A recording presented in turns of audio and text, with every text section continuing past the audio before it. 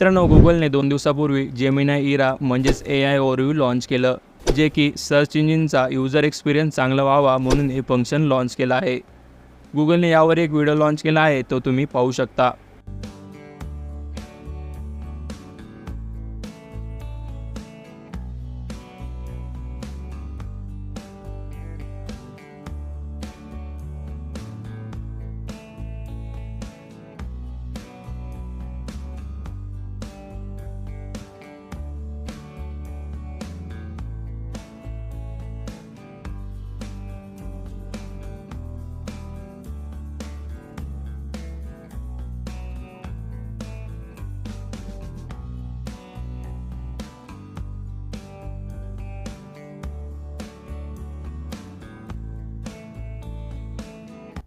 तर मित्रांनो, हे होतं गुगलचं नवीन अपडेट. यावर तुम्हाला फुल डिटेलमध्ये व्हिडिओ पाहिजे असेल